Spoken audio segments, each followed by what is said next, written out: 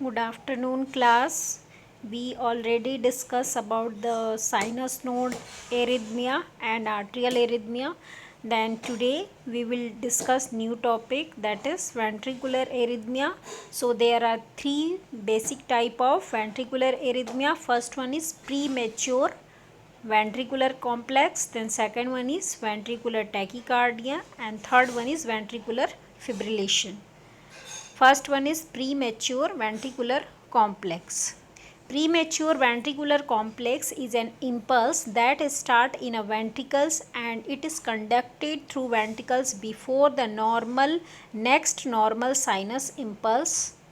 That means यहाँ पे क्या हो रहा है, नॉर्मली क्या होता है, ऐसे नोड में इम्पल्स जनरेट होते हैं, then it goes to AV node and it cause depolarisation और कॉन्ट्रैक्शन ऑफ वेंट्रिकल्स. लेकिन यहाँ पे क्या हो रहा है, नेक्स्ट जो साइनस नोड पे इम्पल्स जनरेट होते हैं एक कंडक्शन साइकिल कंप्लीट होने के बाद, फिर से जब ऐसे नोड पे एक्शन पोटेंशियल जनरेट होता है, इम्पल्स जनरेट होता है, उसके पहले ही यहाँ पे क्या हो रहा है, वेंट्रिकल्स में डीपोलराइजेशन होना स्टार्ट हो गया. इसका मतलब ये है कि जैसे सपोज़ एक बार सिंगल एक अगर हम कार्डिक कंडक्शन एक्टिव पाथवे को देखते हैं तो सबसे पहले क्या होता है, ऐसे नोड में इलेक्ट्रिकल सिग्नल्स जनरेट होते हैं, वहाँ से सिग्नल्स आते हैं एवी नोड में, और एवी नोड में क्या होता है, वेंट्रिकल्स में डीपोलराइजेशन यानी कि कॉन्ट्रैक्शन होता है.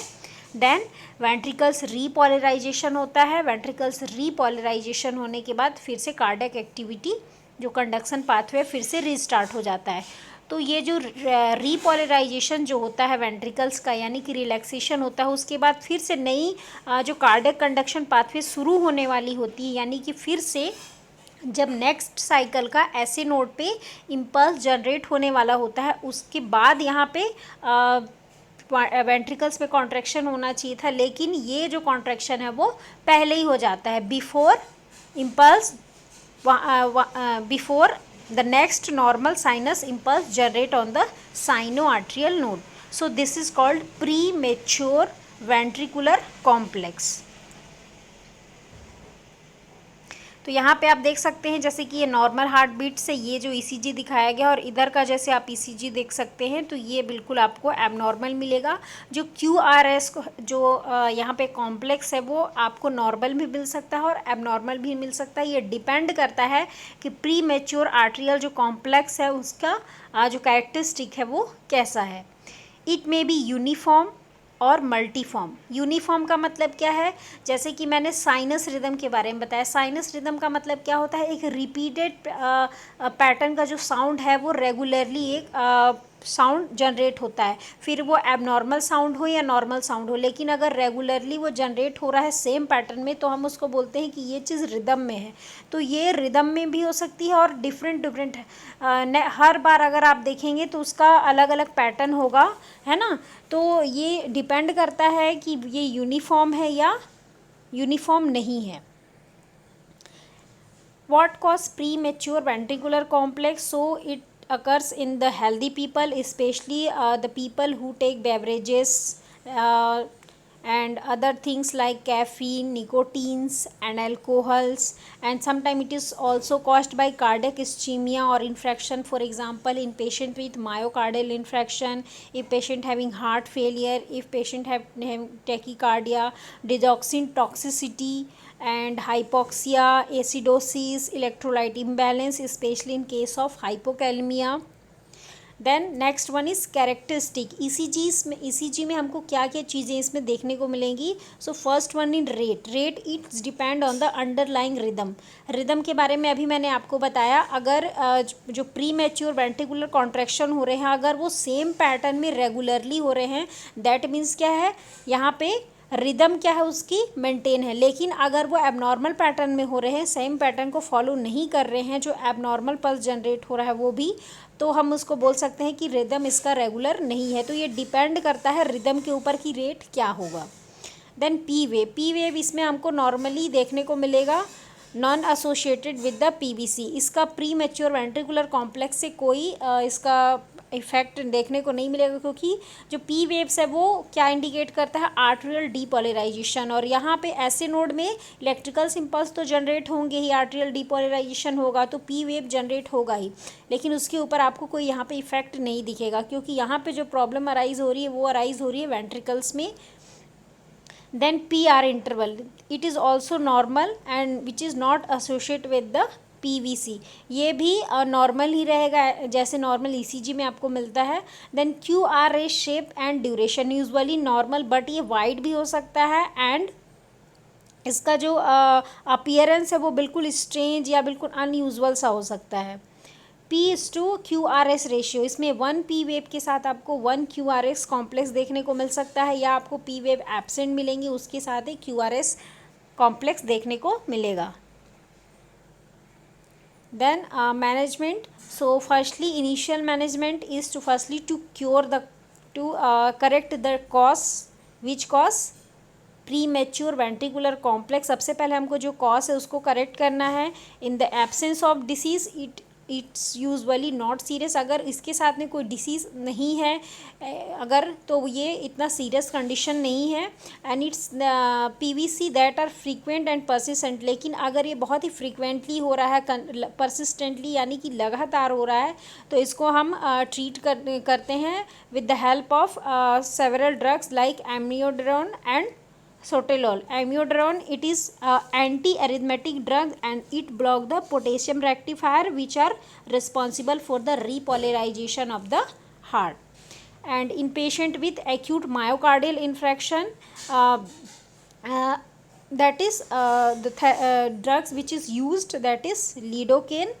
And if the patient with acute MI who do not receive thrombolytics and had more 10 PVC per hour, यानी कि ऐसे पेशेंट, MI वाले ऐसे पेशेंट जिनमें कि प्री मैच्योर वेंट्रिकुलर जो कॉन्ट्रैक्शन है वो 10 टाइम्स से ज़्यादा हो रहा है एक सिंगल आवर्स में, और साथ ही साथ वो थ्रोम्बोलाइटिक्स थेरेपी पे अगर नहीं है, या फिर ऐसे पेशेंट जो कि थ्रोम्बोलाइटिक्स थेरेपी जो है वो रिसीव कर रहे हैं, लेकिन और साथ ही साथ उनको 24 अगर हम सिंगल आवर की बात करें तो उसमें 25 या उससे ज़्यादा प्री मैच्योर वेंट्रिकुलर कॉन्ट्रैक्शन हो रहे हैं, तो वो बहुत ही ज़्यादा हायर रिस्क पे हो सकते हैं। And they are to be at greater risk for the sudden cardiac death. Next is ventricular tachycardia. Ventricular tachycardia, it is defined as 3 or more PVC in a row occurring at an exceeding rate of 100 beats per minute, and impulse is originating in the ventricles, no P waves and wide QRS. Ventricular tachycardia में क्या होगा, अभी हमने pre mature arterial contraction के बारे में पढ़ा, तो अगर पेशेंट में आपको 3 या 3 से ज़्यादा अगर प्री मैच्योर वेंट्रिकुलर कॉन्ट्रैक्शन दिखाई दे रहे हैं, that is called ventricular tachycardia. और इसमें क्या है, जो पेशेंट का जो हार्ट रेट है वो 100 बीट्स पर मिनट्स मिलेगा, साथ ही साथ इसमें आपको किसी भी तरह का पी वेव नहीं मिलेगा, यानी कि पी वेव्स जो जनरेट होते हैं, यानी कि ऐसे नोड पे इम्पल्स जनरेट होने के बाद ये AV नोड्स पे जाते हैं इम्पल्स, और and they cause ventricular contraction. लेकिन यहाँ पे ऐसा कुछ नहीं हो रहा है, यहाँ पे वेंट्रिकल्स में कॉन्ट्रैक्शन होने के लिए ऐसे नोड से इम्पल्स ट्रांसमिशन होने की ज़रूरत ही नहीं, ऑलरेडी वो बार बार क्या हो रहा है, एबनॉर्मली वहाँ पे कॉन्ट्रैक्शन हो रहा है, तो यहाँ पे आपको ECG में पी वेव नहीं मिलेगा, साथ ही साथ PR इंटरवल भी नहीं मिलेगा, और यहाँ पे QRS जो कॉम्प्लेक्स है वो आपको बहुत ही वाइड मिलेगा, जैसे कि आप ECG में डायग्राम में देख सकते हैं ना, ये बहुत ही ज़्यादा QRS जो एक सिंगल QRS जो कॉम्प्लेक्स है वो बहुत ही वाइड है। The causes are usually same like premature ventricular contraction. The characteristics, rate, it's all depend on the rhythm.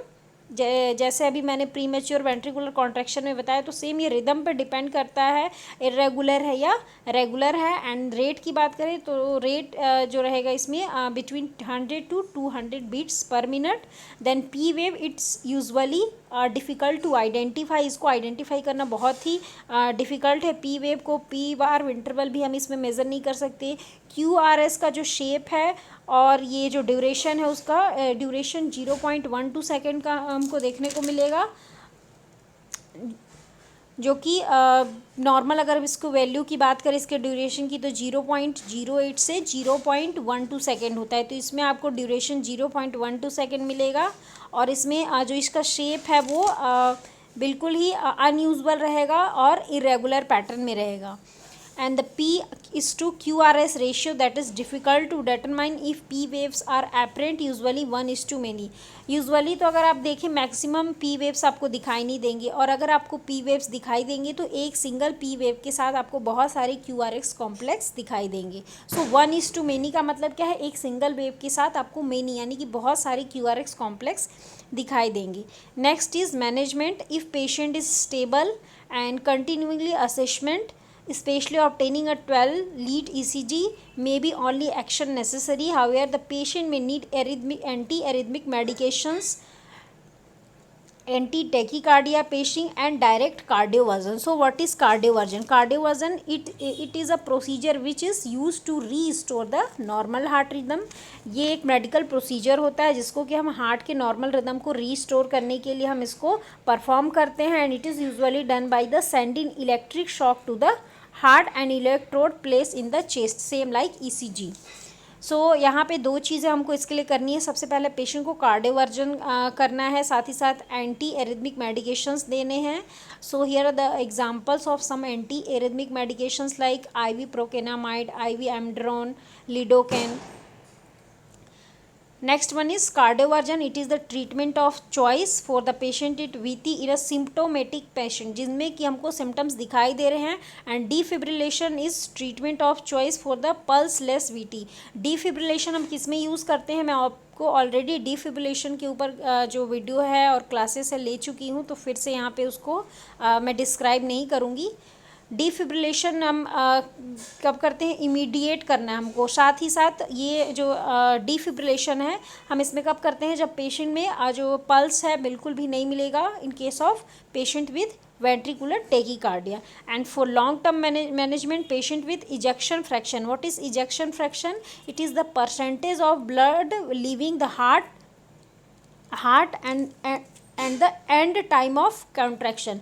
जब हार्ट यानी कि जब वेंट्रिकल्स कॉन्ट्रैक्ट होते हैं उसके बाद जो ब्लड बचा हुआ रहता है उसमें, उसका ये मेजरमेंट है, that is ejection fraction.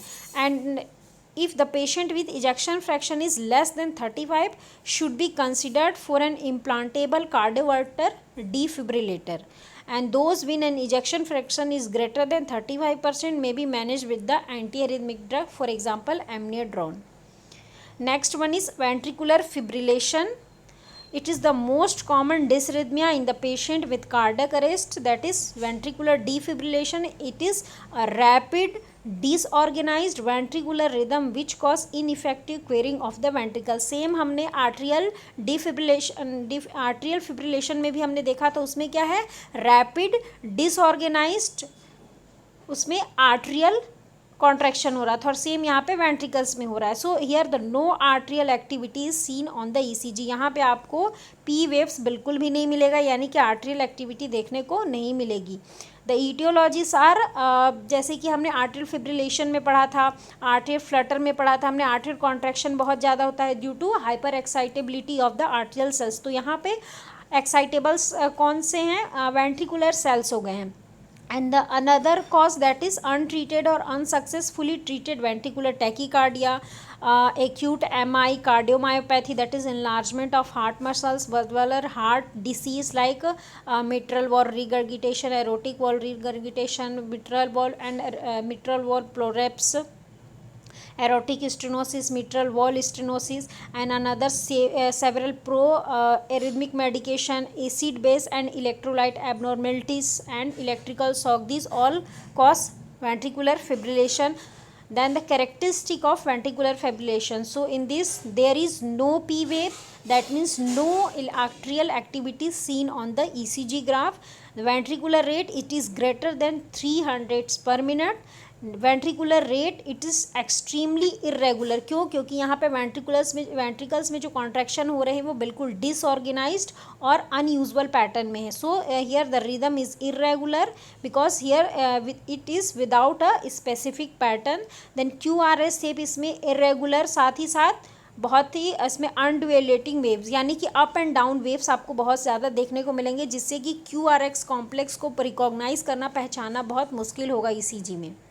Then the management it is ventricular fibrillation, it is always characterized by the absence of audible heartbeat. इसमें आपको ऑडिबल हार्ट बीट आपको नहीं सुनने को मिलेगी.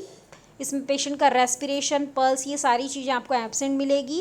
And because there is no coordinated cardiac activity, cardiac arrest and death are the imminent. यहाँ पे cardiac जो एक्टिविटी हो रही है, जो कार्डियक कंडक्शन हो रहा है, उसमें किसी भी तरह का कोऑर्डिनेशन नहीं, इसलिए पेशेंट को सडन कार्डियक डेथ और कार्डियक अरेस्ट होने के चांसेस हैं. तो सबसे पहले हमको पेशेंट को अर्ली डिफिब्रिलेशन करना है, CPR देना है. लेकिन जो इसमें जो सर्वाइवल रेट के जो चांसेस होते हैं वो 7 to 10%, हम एवरी मिनट्स वो डिक्रीज़ होते जाते हैं chances in delay of defibrillation, अगर हम पेशेंट को बहुत ही लेट डिफिब्रिलेट करेंगे. Here the ECG of ventricular fibrillation, तो so the heart rate is 300 to 600 beats per minute. Rhythm that is extremely irregular. यहाँ पे देख सकते हैं ये अलग अलग बिल्कुल दिखाई दे रहे हैं, इनमें किसी भी तरह की सिमिलरिटी नहीं है. अगर हम इसका कॉन्ट्यूर देखें तो बिल्कुल भी सिमिलरिटी नहीं है, और साथ ही साथ इसका पैटर्न भी बिल्कुल अलग है. कुछ आपको यहाँ पे हाइज दिखेंगे, कुछ लोस दिखेंगे, कुछ अप एंड डाउन्स बिल्कुल अलग अलग है. So here the rhythm is irregular. Then P wave is absent. यहाँ पे आपको किसी भी तरह का P वेव नहीं दिखाई देगा. PR इंटरवल भी बिल्कुल नहीं मिलेगा. QRS जो है वो फिब्रिलेटरी बेसलाइन रहेंगे, यानी कि फिब्रिलेटरी बेसलाइन का मतलब है ये जो एक नॉर्मल जो एक लाइन गई हुई है रेड कलर की, उससे ये बहुत ज़्यादा अप एंड डाउन के फॉर्म में आपको दिखेंगे. या हम ये बोल सकते हैं कि जैसे ये लहराते हुए दिखेंगे, है ना, तो ये अप एंड डाउन मूवमेंट में आपको दिखाई देंगे. So the ventricular arrhythmia, this topic has completed. So we already complete sinus node arrhythmia, atrial arrhythmia and ventricular arrhythmia. Thank you.